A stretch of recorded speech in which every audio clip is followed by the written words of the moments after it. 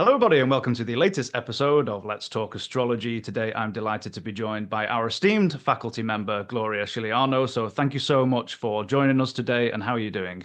Doing great. Yeah. It's been a kind of a trying time lately, but it's doing well, and I'm happy with that. And I'm so glad to be here and see you again. It's always a great pleasure to speak to you. So, in today's episode, we're talking about asteroid goddesses and Chiron. And I think this is a particularly important topic, particularly what we're living through here in the United States with a resurgence of a neo patriarchy and just the importance of talking about the asteroid goddesses and their importance and power, talking about the feminine perspective. And you've put together a fantastic presentation. So, let's dive in. Okay, yeah. The asteroid goddesses have really been fascinating to me for a long time. I first was introduced to them many years ago when I was lucky enough to attend a NORWAC conference where Demetra George was giving a presentation. And it was from there that I really kept looking at charts ever since then and eventually created this course. And of course, as Callum said, that these goddesses are from the feminine perspective of life. What's important to remember, though, is that like all of the other planets, they are there in everybody's chart. In men's charts, they may express themselves a little differently. And in fact, that's really something that I think needs a lot more research. Before we start diving into the interpretation, we just take a brief look at how these asteroids are working in the sky. And we know that there are thousands of them. This is the main asteroid belt, and that rotates between Mars and Jupiter. That's where their orbit is. And that's where you will find Ceres, Pallas, Vesta, and Juno. And these asteroids were discovered in the early 1800s and named after the Greek goddesses.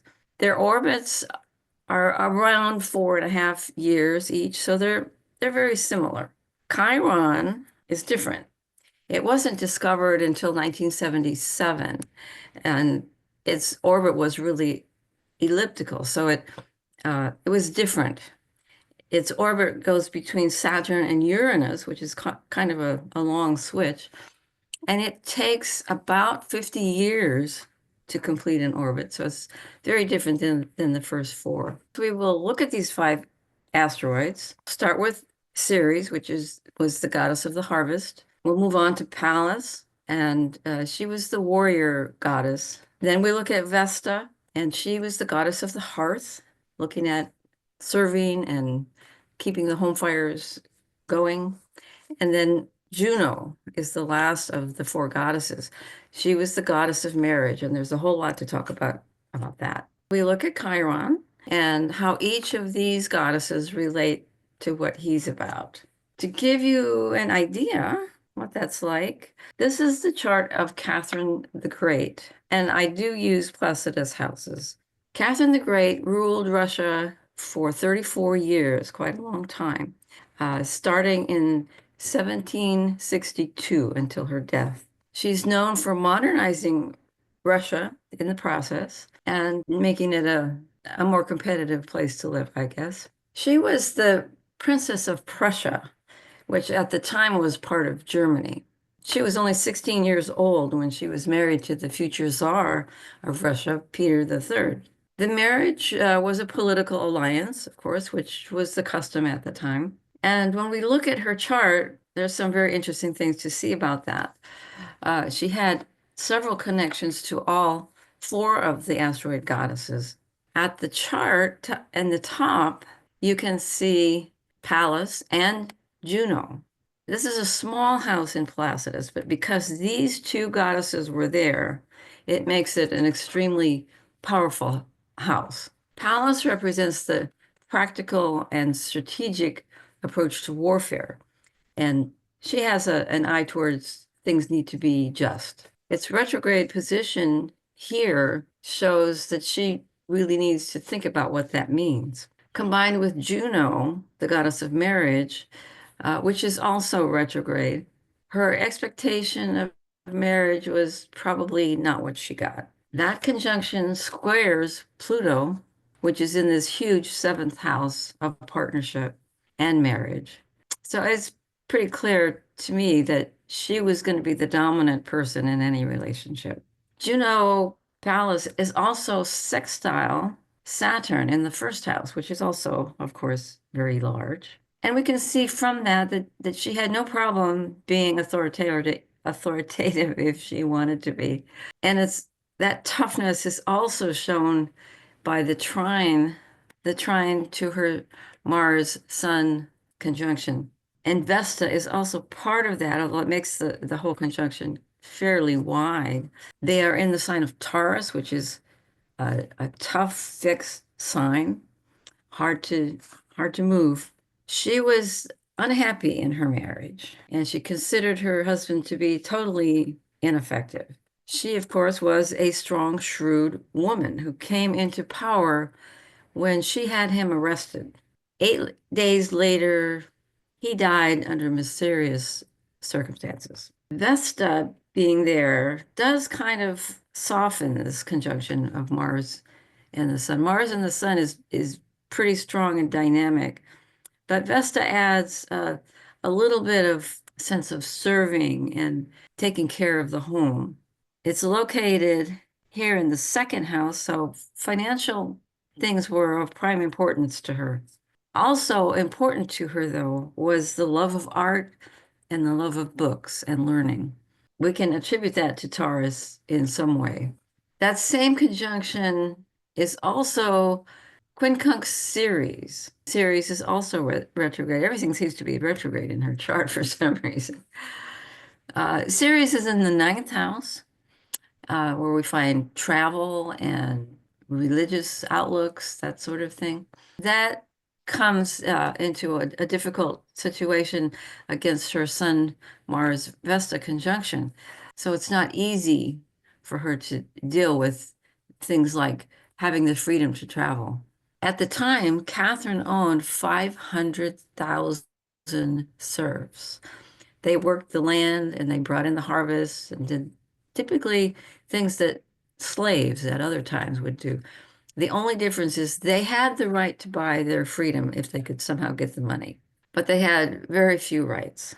Ceres being in Sagittarius is a further indication of that lack of understanding of the need for freedom because it's retrograde. And as a result, what happened was that these serfs built up resentments, anger, and eventually they rebelled. You can see that difficulty there in that quincunx. It's a remarkable chart, and for me, just how many of these asteroids are configured to that Mars. As you pointed out, we've got the Pallas Juno conjunction in the trine to Mars. We have the Ceres Mars conjunction. What's interesting with the exalted Jupiter in the opposition to the Pallas Athena Juno conjunction, I think it's magnifying maybe some of that warrior strategic type as she, as you said, overthrew her husband, who she thought Oh, was a bit of yeah. an imbecile, and the power she had. And also, we've got Saturn as the chart ruler in the first house in a Placidus house system here. But just remarkable how strong she was and how much of these asteroids are showing her power. Yes, yes. And it's not that the rest of the planets don't show that. It's just that the asteroids really bring that out. And I think these four asteroids definitely show that in her chart. I think when you said under mysterious circumstances, did she not have him arrested and then she forced him to abdicate and then she probably did something in the background to make sure he was gone Oh in yeah, the I'm end. sure she did.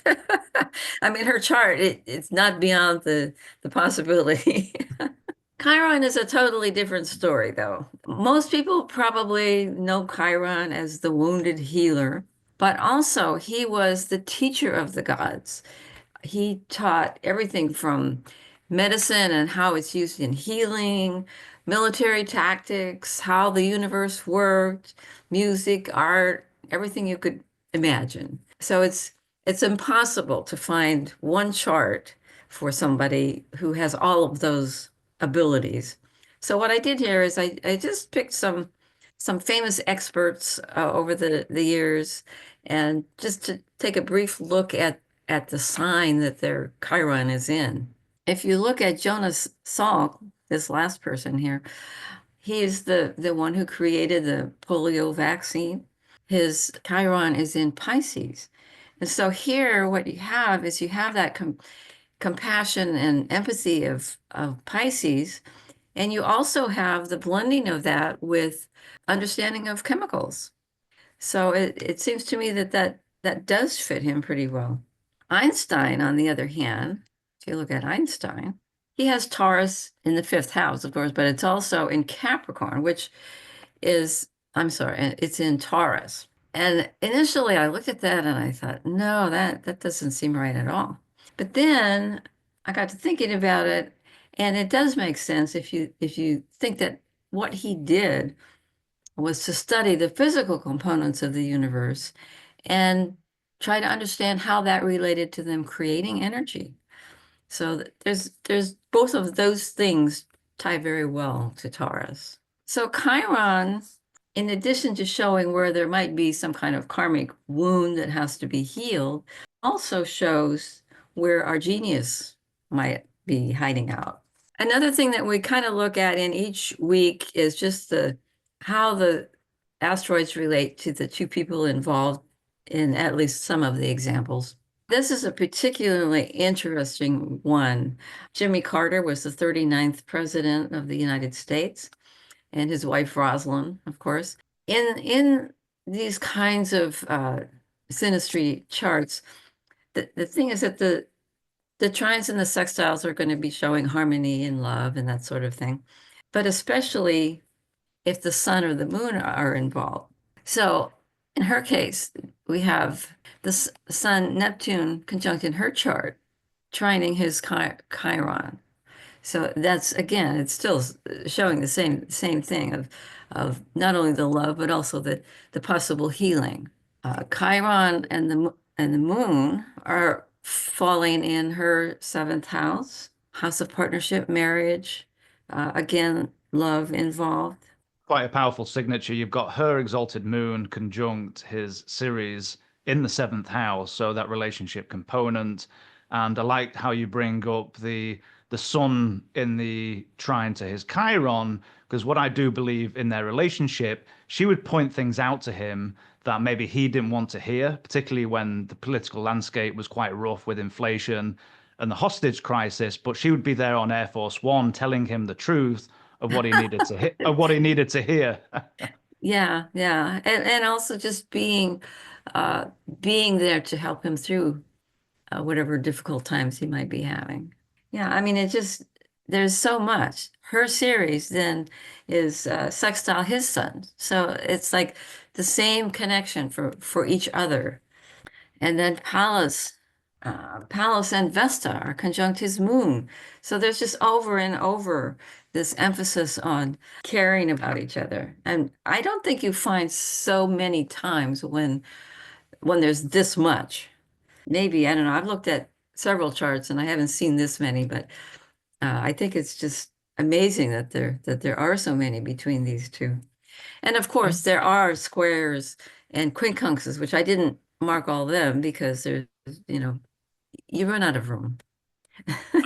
So this is a great example of the synastry with the asteroids, and it speaks really to their long reign together. I mean, married for 77 years, I Oh. believed, and they couldn't be pried apart. And Jimmy Carter said himself, just how much of a rock she was for him, and even politically, being a strong first lady.